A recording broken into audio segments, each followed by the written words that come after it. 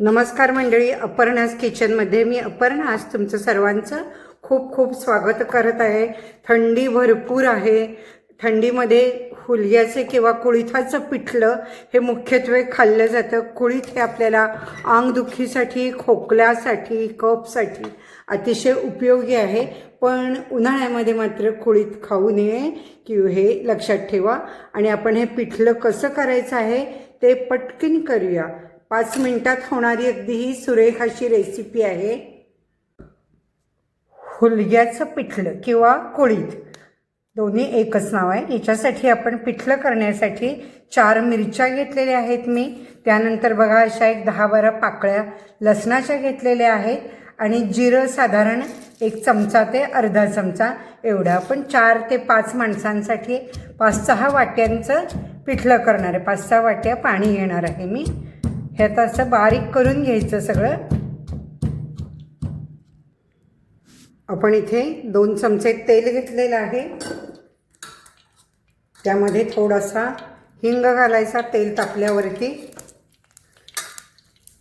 थोडी हळद घालायची आहे आणि आपण जे बारीक केलेलं आहे लसूण, जिरं आणि मिरची, तुमच्या इच्छेप्रमाणे तिखट करा। हे थोडंसं परतून घ्यायचं आहे।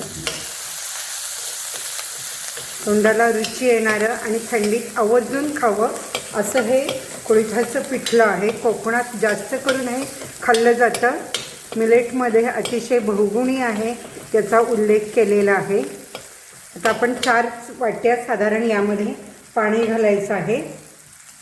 4 ते 5 वाट्या।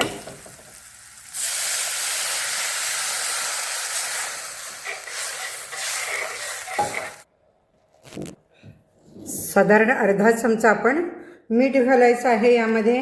आणि इथं आपण कुळिथाचं पीठ हे जे घेतलेलं आहे बघा, साधारण हे अर्धी ते पाऊण वाटी पीठ घेतलं आहे। याची मी पेस्ट करणार आहे, म्हणजे याच्या गुठळ्या होणार नाहीत। बघा पाणी ओतते मी। डायरेक्ट पीठ टाकण्यापेक्षा कधी असं आपण पेस्ट केलेली सोपी पडते आणि गुठळ्या होत नाहीत। मुख्य करून कंबरदुखीवर हे अतिशय चांगलं औषध आहे। मुद्दाम कोकणामध्ये जर अंग दुखत असेल, थंडी वाजत असेल खूप, तर हे पिठलं खाल्लं जातं। तसं हे पातळ करून घ्यायचं थोडं। अजूनही पाणी घालते मी। उकळायला लागलेलं आहे आणि यामध्ये आपण हे असं पातळ केलेलं पीठ आहे हे हळूहळू घालायचं आहे। सतत हलवत राहायचं। पिठलं हे शक्यतो पातळ केलं जातं। भाताबरोबर अतिशय छान। सूप पण याचं चांगलं होतं, उसळ होते, बरेच पदार्थ छान छान याचे चवीला आणि हेल्दी होतात। मुख्य आरोग्यदायक आहे हे।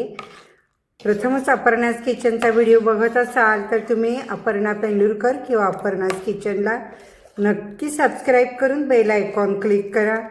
ही रेसिपी कशी वाटते ते बघा आणि तुम्ही लाईक ही जरूर करा। चांगलं उकळू द्यायचं आणि मगच याच्यावरती आपण कोथिंबीर घालायची। कोथिंबीरीची म्हणजे चव चांगली लागते। पिठल्यासारखे पदार्थ चांगले झाले, शिजले की मग घालावी लागते कोथिंबीर। एकसारखं झाले बघा।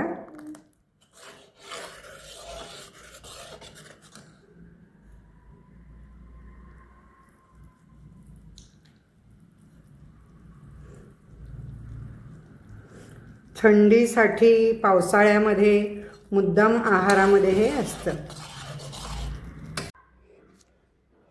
काही वेळेला लोक म्हणतात की अरेच्या हे आजोबा 90 वर्षाचे, ते त्यांचे पाय कसे दुखत नाही, त्यांची कंबर कशी दुखत नाहीत आजींची? तर त्याचं कारण आहे हे कुळीथ। कारण कुळिथाचं पिठलं, कुळिथाची उसळ, सूप असे पदार्थ खाण्यात असले पहिल्यापासून तर आपली हाडं अतिशय बळकट राहतात। हे महत्त्वाचं कारण आहे। आणि असेच हे पारंपरिक धान्य आहारात असावीत। कुळिथाचे अनेक पदार्थ केले जातात।